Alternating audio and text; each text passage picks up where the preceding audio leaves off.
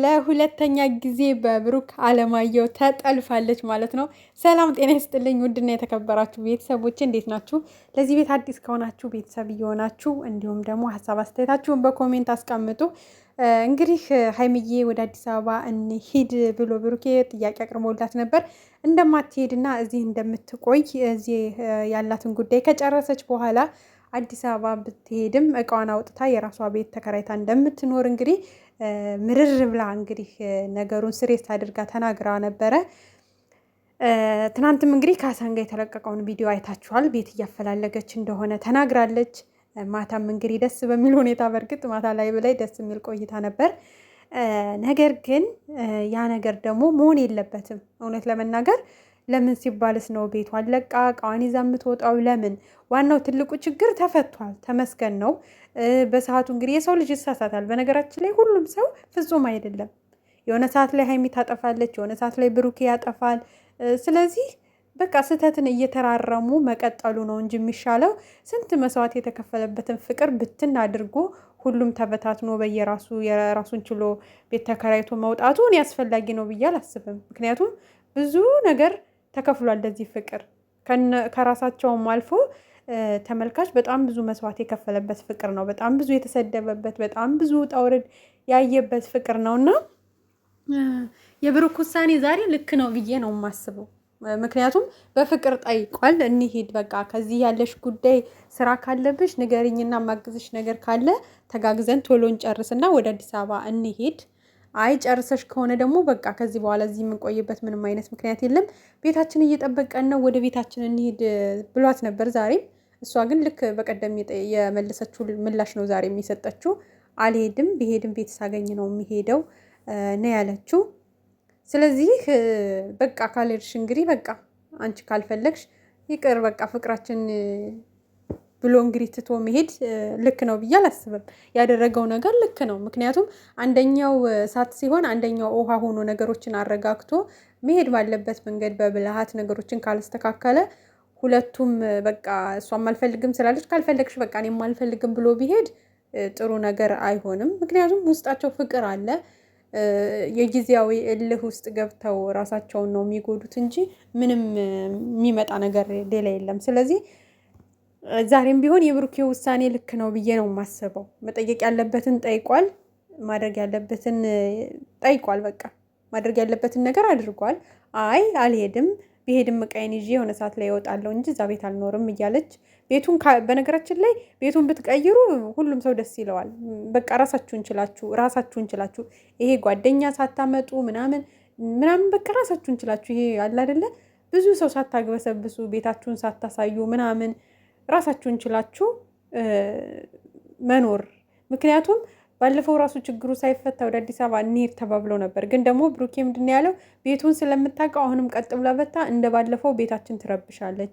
ስለዚህ ይህን ጉዳይ ሳንጨርስ ወደ አዲስ አበባ መሄድ የለብንም፣ ብንሄድም ተከትላ ትመጣለች ነው ያለው።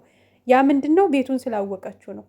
ስለዚህ እናንተ የሚዲያ ሰው እስከሆናችሁ ድረስ ቤታችሁን ላገኛችሁ ሰው አታሳውቁ። ቤት እንኳን ብትቀይሩ ደስ ይለናል፣ የምር ማለት ነው። በቃ ማንም አይረብሻችሁም እየመጣ ራሳችሁን የቻለ ቤት በቃ እና እንግዲህ አላቅም። በእርግጥ ሀይሚ ትመለሳለች፣ ተረጋግታ አዲስ አበባ ትቀመጣለች፣ በቃ ማለት ይስማማሉ የሚለውን ገና አናቅም። ምናልባት እንደሰማችኋት ነው በቃ በትራንስፖርት ተመልሼ እመጣለሁ አሁን እምቢ ካልከኝ ብትወስደኝም እያለች ነው። እንግዲህ ብሩኬ ደግሞ እንተያያለን ብሏል። ብቻ አላቅም። እዛ ቤታችሁ ሳይሆን እንግዲህ ወይ ትንሿ ቤታችሁ ለትንሽ ጊዜ ራሳችሁን ችላችሁ ቁጭ በሉ። ምክንያቱም እንግዲህ ወይ እዛ ቤታችሁ ደግሞ ብትሄዱ ወይ ሀሰን መጥቶ ይረብሻል ወይ ደግሞ አይታወቅም። ነገሮችን ለብቻችሁ ወይ ደግሞ የሆነ ቦታ ሄዱ፣ በቃ ትንሽ ዘና በሉ። ትንሽ በቃ ጥሩ አየር ያለበት ቦታ ሄዱ።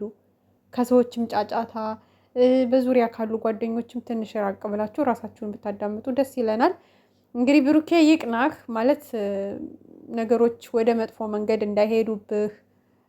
ያው እሷም እንግዲህ በጣም ስላመረረችው እንግዲህ አላቅም፣ የሚፈጠረው ያስፈራል። በእርግጥ አሁን ትንሽ እንደውም ከባለፈው ጠለፋ ያሁኑ ያስፈራል የምር ማለት ነው። እና ብቻ እግዚአብሔር ያውቃል። ፈጣሪ ከጎንህ ይሁን። ያው በክፋት አንተ ሁሉንም ነገር በቀና ልብ ስለሆነ የምታደርገው እግዚአብሔር ከጎንህ እንደሚሆን ከሰው በላይ እግዚአብሔር ከጎንህ እንደሚሆን 100% እርግጠኛ ነኝ። ምክንያቱም ሰው ብዙ ነገር ሊል ይችላል። አሁን ዛሬ ባደረግከው ነገር ብዙ ሰው ደስተኛ ሊሆን ይችላል፣ ብዙ ሰው ደግሞ ሊቃወም ይችላል። ያው የእናንተን አንድነት የማይፈልግ ሰው በእርግጠኝነት ዛሬ ብዙ ነገር ሊል ይችላል። ግን ደግሞ የሰውን ጫጫታ መስማት ምናምን ሳይሆን በቃ አንተ ማድረግ ያለብህን ነገር መክፈል ያለብህን መስዋዕት መክፈል። አንዳንዴ ማለት ሁሉም ነገር በፍቅር ምናምን ሲሆን ነገሮች ላይ ይስተካከሉ ይችላሉ። እንደዚህ አንዳንዴ ደግሞ ቆፍጠን ማለት ወሳኝ ነውና ቆፍጠን ስትል እሷም በቃ አንተም እንዳመረርክ በቃ እንደማትተዋት ከእሷም እንደማትለይ እንደምታፈቅራት እሷም ትረዳለች ብዬ አስባለሁ። ሁልጊዜ ሹሩሩ ሁልጊዜ ምናምን ሲሆን የሆነ ማለት ፍቅር ያለ የማይመስላቸው ሰዎች አሉ። አሁን አንዳንድ ሴቶች በፊት ድሮ ላይ ማለት ነው ባላቸው ካልመታቸው የሚወዳቸው አይመስልም ምናምን ይባላል አይደለም አባባል። እንደዛ ሆኖባት ከሆነ እንግዲህ ሀይሚዬ ትንሽ ቆፍጠን ስትል እንደዚህ ኮስተር ስትልባት ነገሮችን ታስተካክላለች ብዬ አስባለሁ። እንዴ ምን አስበሽ ነው ሀይሚዬ? ተይ እንጂ እንዴ አስቢ እንጂ ለተመልካች ራሱ። አሁን እናንተ ተለያይታችሁ ማየት በስመ አብ በጣም ነው የሚደብረው። እንኳን አይደለም እኔ እንጃ ማሰብ ራሱ ያስጠላል። ብሩክና ሀይሚ በቃ ተለያይተው ከሌላ ሰው ጋር ህይወታቸውን በጣም ነው የሚያስጠላው። እግዚአብሔር የማትወጡት ነገር ነው። እናንተ ራሱ በቃ ማለት ተለያይታችሁ ላትለያዩ በቃላት ራሱ አትቆሳሰሉ። ወደ ራሳችሁ ተመለሱ። የሆነ ትንሽ የሆነ ነገር የደበራችሁ ነገር ካለ ከጓደኛም ከምንም ርቃችሁ ራሳችሁን ለራሳችሁ ጊዜ ሰጥታችሁ ራሳችሁን ማዳመጥ ነው ያለባችሁ እንጂ በቃ እንደዛ ነው ብዬ የማስበው። እንግዲህ ብሩኬ ፈጣሪ ያግዝህ። ፈጣሪ የልብህን ንጹህና አይቶ ተው የሰውን ጋጋታ፣ የሰውን አሉባልታ፣ የሰውን ምናምን እሱ ለሱ ግድም እንዳይሰጥ። ለነገሩ ግድ ሰጥቶም አያውቅም። ግን በቃ ፈጣሪ ከጎንህ ነው። ምክንያቱም ብዙ ነገር ተብለህ ፈጣሪ ከዛ ካለህበት ወጥመድ ከተጠመደልህ ወጥመድ ምንጥቅ አድርጎ ሀቅህን አውጥቶ ስምህን አጽድቶታል። ስለዚህ አሁንም ቢሆን በቃ እንግዲህ እግዚአብሔር አምላክ ነገሮች እንደሚያስተካክልልህ ወደ መጥፎ እንደማይሄዱብህ ሀይሚዬም ልቧን እንደሚመልስልህ እንድትረጋጋ በቃ ከጎኗ ስትሆን ፍቅር ስትሰጣት በእርግጠኝነት ሁሉንም ነገር ትረሳዋለች ብዬ አስባለሁ። እንግዲህ ሰው የሚያባብሳት ሰው ከሌለ ማለት ነው። አንዳንድ ሰው አንድነታቸውን የማይፈልጉ ሰዎች ወይ ደግሞ ለራሳቸው ዩቱብ ቻናል ማሳደጊያ ለራሳቸው ብር መለቃቀሚያ የሚፈልጉ አንዳንድ ሰዎች እንግዲህ ወይ ደግሞ እየደወሉ የሆነ ነገር ብለው ሀይምሮዋን ካልበረዙብህ በእርግጠኝነት ትመለሳለች ብዬ ነው የማስበው። እንደዛ ደግሞ ሀይምሮዋን እየደወሉ የሚበርዟት ከሆነ በመጥፎ ቃላት፣ ምክንያቱም አሁን አንተ ስብስብ አድርገህ ስትይዛት ጥቅማቸው ነው የሚቀርባቸው። ቻናላቸው ላይ ወስደው ገንዘብ መስራት ስለሚቀርባቸው ያው ይናደዳሉ። የሚረብሿት ከሆነ እየደወሉም እንዲህ አድርጊ፣ እንዲሁኝ፣ እንዲውጪ፣ መጥቼ ወስድሻለሁ አይነት ነገርም ከመጣ ስልኳን እንደባለፈው ትንሽ ቀምተህ ለተወሰነ ጊዜ እንድትረጋጋና ወደ ራሷ እንድትመለስ ወደ ህይወቷ። ምክንያቱም ሁሉም ሰው በእርግጠኝነት ሀይሚዬ አንቺ እኮ ብለሻል፣ ከዚህ በፊት እኮ ብለሻል እኮ ሀይሚዬ፣ ሁሉም ሰው ሲኖራችሁ ነው የሚፈልጋችሁ፣ ብታጡ ነገ ማንም ዙሮ አያያችሁም ብለሻል። በህይወቴ የተከሰተው ነገር ነው ብለሽ ብዙ ጊዜ ነግረሻል። እና አሁንም ቢሆን አንቺ ሚዲያው ላይ ታዋቂ ስለሆንሽ ፌመስ ስለሆንሽ ነው ሁሉም እኔ ወንድሟ ነኝ እኔ ምናምን ነኝ እያለ የሚያሽቃብጠው። እና ነገ የሆነ ብታጭ ልንገርሽ ማንም ዙሮ አይሽም።